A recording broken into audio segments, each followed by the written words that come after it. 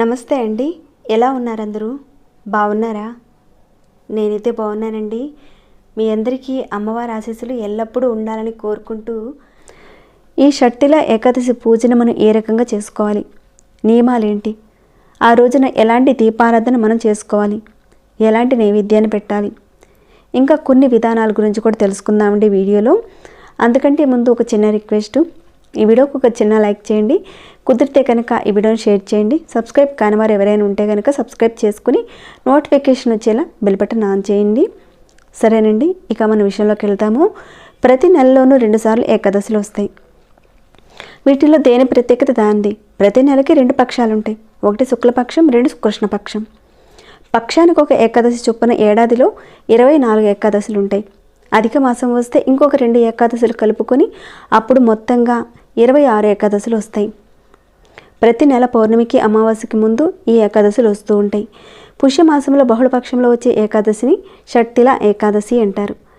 ఈ షట్టిల ఏకాదశి గురించి మన పురాణాల్లో ఒక కథ కూడా ప్రచారంలో ఉందండి. షట్టిల ఏకాదశికి ఒక ప్రత్యేకత అయితే ఉంది. ఆ రోజున నువ్వులతో 6 విధాలుగా చేయాలని మన శాస్త్రం చెప్తుంది. అలా చేస్తే కనుక మనకున్న సమస్త బాధలు తొలగిపోతాయని, మీరు కోరుకున్న ప్రతి ఒక్క కోరిక కూడా నెరవేరుతుందని చెప్తారు. ఈ ఏకాదశి రోజున సూర్యోదయానికి ముందే చక్కగా నిద్రలేచి ఒంటికి చక్కగా నువ్వుల పిండిని రుద్దుకోవాలి. ఎలా అంటే ఇక్కడ మనం తెల్ల నువ్వులు కానీ లేదంటే నల్ల నువ్వులు కానీ తీసుకోవాలి. ఈ నల్ల నువ్వులు తెల్ల నువ్వులు మనకి ఎక్కడైనా బయట దొరుకుతాయండి. ఇంటికి తెచ్చుకోండి. వాటిని శనివారం పూట కాకుండా మనకి ఏకాదశి వస్తుందనగా ఒక 2-3 రోజులకు ముందే తెచ్చుకోండి. మీరు వాటిని చక్కగా మిక్సీ జార్లో వేసుకుని పౌడర్ చేసి పెట్టుకోండి. అంటే ఇక్కడ ఏకాదశి రోజు ఉదయాన్నే అంటే కష్టం కాబట్టి మీరు ముందు రోజే కాస్తంత నువ్వులను పట్టి పెట్టించుకోండి. అలా చేసుకున్న తర్వాత ఆ పౌడర్ని తీసుకొని చక్కగా మన ఒంటికి అంతా కూడా పట్టించుకోవాలి. కాస్తంత అయినా సరే ఆ రోజున నువ్వుల పిండిని పట్టించుకోవాలి. ఇలా నువ్వుల పిండిని ఒంటికి పట్టించడం అనేది 6 విధానాల్లో ఒక విధానం. ఏకాదశి రోజున ఖచ్చితంగా ఇప్పుడు చెప్పుకున్న విధంగా చేసుకోవాలి. ఇదొకటి గుర్తుపెట్టుకోండి. ఇక నువ్వుల పిండిని ఒంటికి పట్టించేసిన తర్వాత తలారా స్నానం చేయడానికి ముందే 2వ విధానం కూడా మనం చేయాలి. మీరు స్నానం చేసే నీటిలో బకెట్ నీటిలో కొద్దిగా నువ్వులు వేసుకొని తలారా స్నానం చేసుకోవాలి. ఇది కూడా తప్పకుండా మనం చేయవలసిన పని, మర్చిపోకండి. ఇక ఈ రోజున పొరపాటున తలకి నూనె అంటించుకొని స్నానం చేయకూడదు. అలానే ఇక మీరు స్నానం చేసుకుని చక్కగా బట్టలు కట్టుకొని ఇళ్ళు వాకిళ్ళు ముందే శుభ్రం చేసి పెట్టుకొని ఇంటి గడపకు చక్కగా పసుపు కుంకాలు పెట్టుకొని పూజ గదంతా కూడా శుభ్రం చేసి పెట్టుకోండి. ఒకవేళ మీ పూజ గదిలో అక్కడ పూజ చేయడానికి సరైన ప్లేస్ లేకపోతే మీ ఇంటి మొత్తంలో చూసుకొని మంచి ప్లేస్ అనేది చూసుకొని అక్కడంతా గంగాజలంతో కానీ లేదంటే పసుపు నీళ్ళతో శుభ్రం చేసి పూజను స్టార్ట్ చేయండి. ఇక్కడ మీకు కాస్త అర్థం అవ్వాలని ఇలా చూపిస్తున్నానండి. మీకు వీలైతే కనుక పూజా మందిరంలో చక్కగా పూజ చేసుకోండి. ఇక ఏకాదశిని మనం చెప్పుకున్నాం కాబట్టి విష్ణుమూర్తికి సంబంధించిన ఫోటో ఉంటే కనుక పెట్టుకోండి. లేదా వెంకటేశ్వర స్వామివారి యొక్క ఫోటో కానీ లేదా సత్యనారాయణ స్వామివారి యొక్క ఫోటో కానీ లక్ష్మీనారాయణ ఫోటో కానీ ఇద్దరు కలిసినది కానీ పెట్టుకోండి. లక్ష్మీ సమేతంగా నారాయణుడు ఉంటే చాలా బాగుంటుందండి. ఉంటే కనుక తప్పకుండా పెట్టుకోండి ఏకాదశి రోజున. ఇక ఇక్కడ విష్ణుమూర్తి అంశ అయిన కూర్మ అవతారాన్ని, అదేనండి తాబేలు విగ్రహాన్ని కూడా పెట్టుకున్నాను. అది మన ఇష్టం అండి. విష్ణుమూర్తి అంశకు సంబంధించిన ఏ ఫోటోలైనా సరే విగ్రహాలైనా సరే చక్కగా ఏకాదశి రోజున పెట్టుకొని పూజించుకోవచ్చు. అందుకని ఇక్కడ కూర్మ అవతారానికి కూడా చక్కగా గంధం కుంకుమ పెట్టుకుని పూజలో పెట్టుకున్నాను. ఇక ఇక్కడ నువ్వుల నూనెతో దీపారాధన చేసుకోవాలి. ఈరోజు షట్టిల ఏకాదశి పూజలో తప్పకుండా నువ్వుల నూనెతోనే దీపారాధన చేయాలి. ఈరోజే నల్ల నువ్వులు విష్ణువు యొక్క శరీరం నుంచి ఆవిర్భవించాయని చెప్తారు. కొంతమంది అడిగిన దాన్ని బట్టి నువ్వులు కదండి, నువ్వుల నూనె వాడొచ్చా దీపారాధనకి అని ఈ విధంగా అడిగారు. ఇక్కడ నేను చెప్పొచ్చేది ఏంటంటే నువ్వుల నూనె ప్రతిరోజు మన దేవుని పూజలో చక్కగా ఉపయోగించుకోవచ్చు. ఈ నువ్వులు విష్ణువు చెమట బిందువుల నుంచి ఆవిర్భవించాయి కాబట్టి మనం చక్కగా నువ్వుల నూనెను పూజలో ఉపయోగించుకోవచ్చు. ఏ మాత్రం కూడా మీరు డౌట్ పడిన అవసరం లేదండి. నువ్వుల నూనెతో చేస్తే ఆ వెలుగు వల్ల అంత శనిపోతున్నట్టు లెక్కని చెప్తారు. చక్కగా మనం దీపారాధన చేసుకున్న తర్వాత ఆ దీపారాధనలో కొద్దిగా తెల్ల నువ్వులు వేయాలి. తెల్ల నువ్వులు చిటికెడు అంటే చిటికెడు వేసుకుంటే సరిపోతుంది. ఈరోజు తప్పకుండా మనం ఈ విధానాన్ని కూడా చేసుకోవాలి. ఇక మిగతా ఏకాదశిలో మనం ఈ పద్ధతిని పాటించిన అవసరం లేదు. కానీ షట్టిల ఏకాదశి రోజున మాత్రం తప్పకుండా ఈ విధానాన్ని చేయాలి.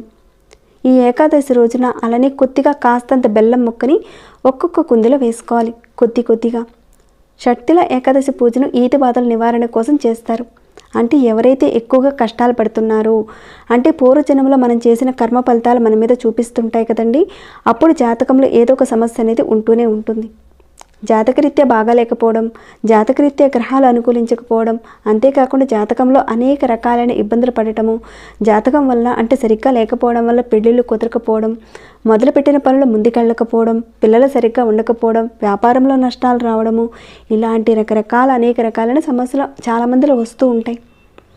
అలాంటి వాళ్ళు ఏంటంటే జాతకరీత్యా సరిగ్గా లేనప్పుడు కష్టాలు వస్తూ ఉంటే ఏదీ జరగదు, ఏ పని కూడా సరిగ్గా ఉండదు, చేతిలో ఉన్న డబ్బు తెలియకుండా ఖర్చు అయిపోతుంది. ఇలాంటి అనేక రకరకాల కష్టాలతో చాలామంది బాధపడుతూ ఉంటారు కదా. మీకున్న కష్టాల నుంచి బయటపడాలంటే ఈ ఏకాదశి రోజున విష్ణుమూర్తిని తప్పకుండా పూజించాలి. ఆయన కష్టాల నుంచి మిమ్మల్ని బయటపడేస్తాడు.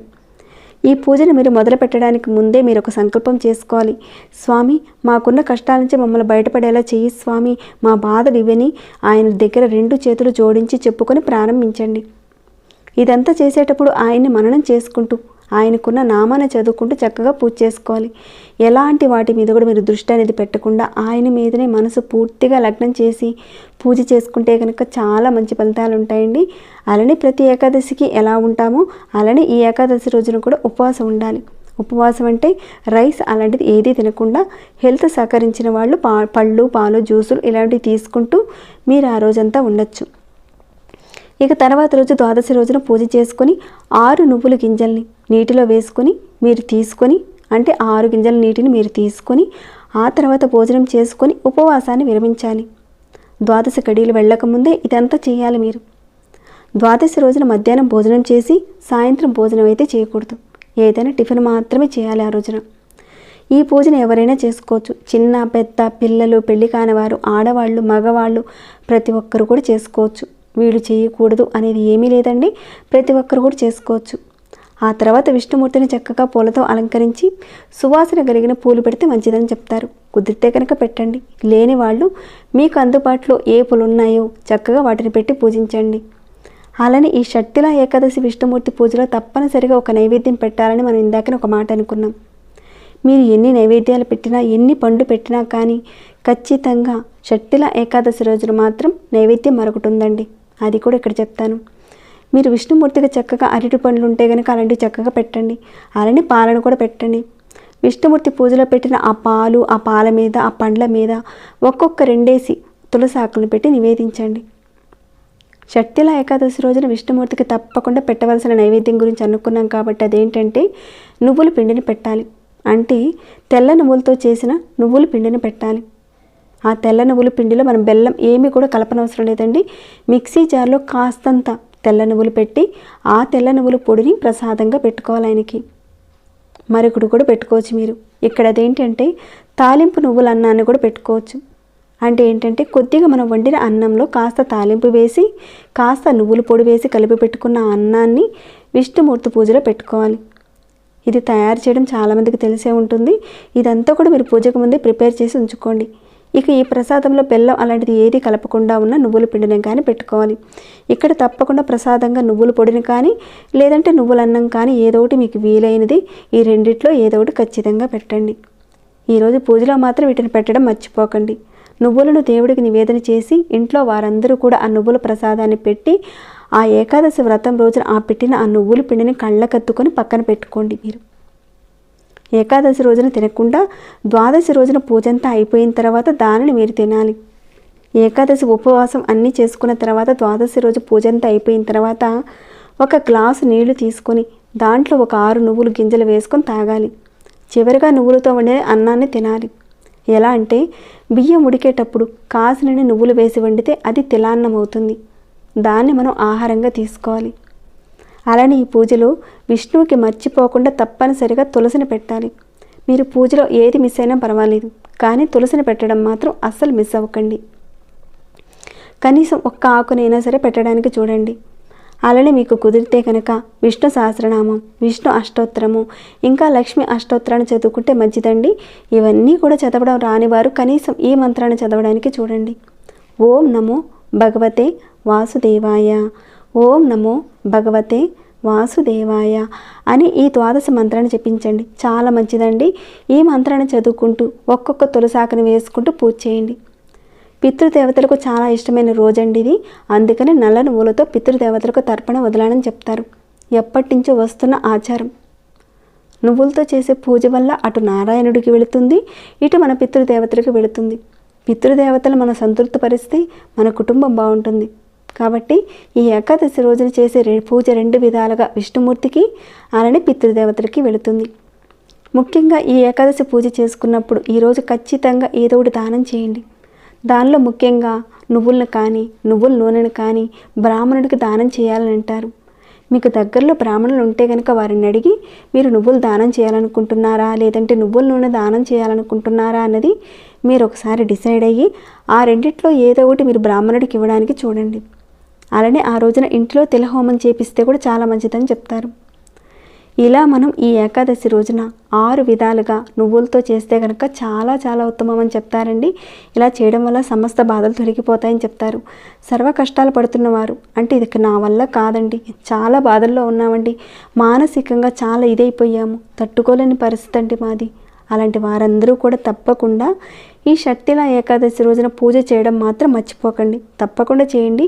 ఈ ఏకాదశి రోజున ప్రతి ఒక్కరూ కూడా విష్ణువుని ఆరాధించడం పూజించడం చేయండి. మీరు మంచి ఫలితాలను పొందవచ్చు. కాబట్టి ఇప్పుడు చెప్పుకున్న విధంగా ఈ విధానాలు పాటించండి. అనుకున్నవన్నీ కూడా తీరుతాయండి. సో తప్పకుండా మీరు పాటిస్తారని నేను కోరుకుంటున్నాను.